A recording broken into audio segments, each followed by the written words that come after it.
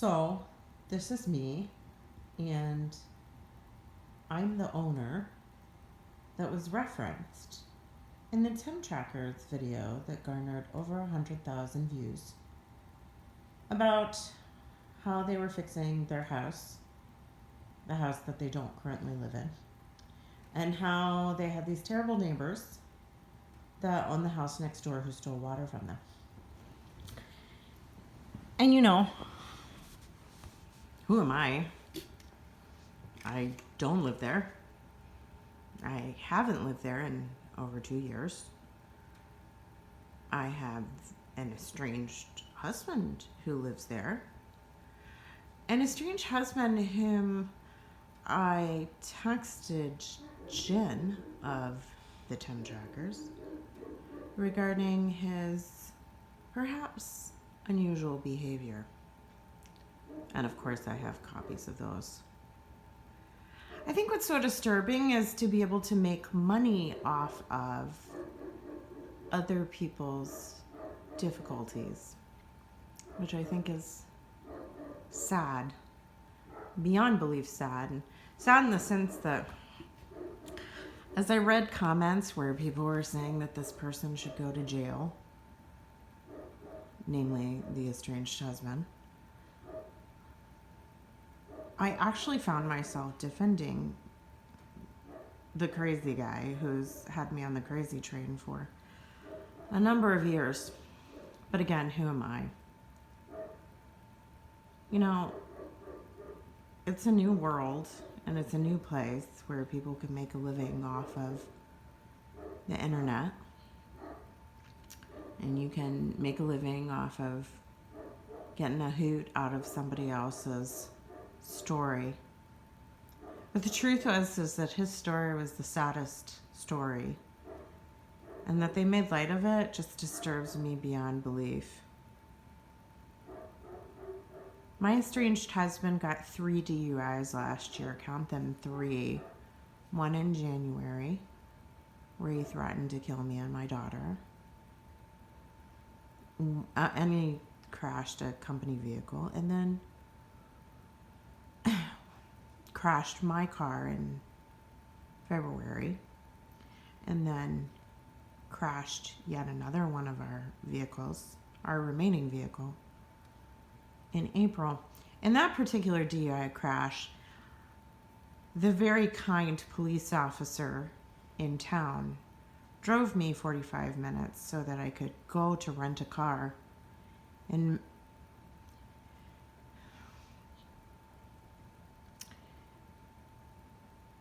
went far out of his way to help. Something that the Tim Trackers did not, in fact, do. When I let them know that he was coming back, he had just gotten a DUI again in July. His 3rd DUI, mind you. So, 2 in Wisconsin, 1 in Florida. He trashed 4 cars, crashed 2 vehicles, threatened his family, destroyed our lives, took every penny of our savings that we had worked for.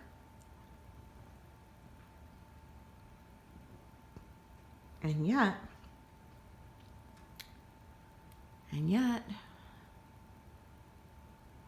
I still keep moving forward. You don't get a lot of help when your whole family falls out, when everything kind of falls apart.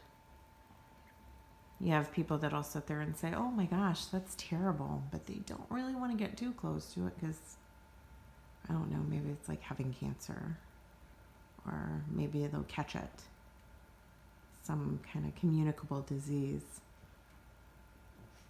I didn't ask for any help. I haven't asked for any help from anybody throughout this whole journey. I worked as a teacher, and then I got a cafe with my retirement money, and I worked 7 days a week so that I could keep my youngest daughter in the house so she could go to school and stay in her high school for her senior year. My joy and compassion and hard work have given me nothing. I didn't gain anything for it. I'm wearing the same clothes and got the same old shoes, and now I have a house that I have to clean out and find homes for multiple animals that I never asked for. I have a mortgage company that wants to foreclose on my house instead of letting me get it together and try and save and salvage whatever I can. That particular, I won't even return my phone calls. I'm sitting here in the wintertime. I had to put up as much wood as I could, but propane up here in the wintertime is expensive. They don't tell you that when you live down south, but it's about $3,000 for the wintertime. So you try and cut a lot of wood. But I didn't cut enough, and the winter came a good month earlier, so I had to go buy wood today. And now I have a fire going in the fireplace so that I won't spend as much propane. And though it sounds like a sad sack story, it's really not.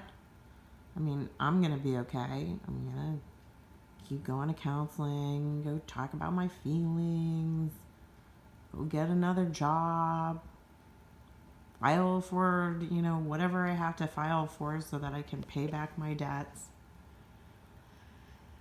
And I'm sure that I'll get one view, maybe. Who kind of cares about that? But I guess I do care that somebody got 100,000 views on getting a good hoot of my estranged husband's craziness. What they didn't mention is that they were good friends of ours. What they didn't mention is that he was in the middle of a lawsuit with the Catholic Church for a priest that the Catholic Church knew had abused multiple boys, both in Sanford and in Florida, Rockledge, Florida. And then he was right in the middle of that and was literally getting ready to go to Florida so that he could do his deposition.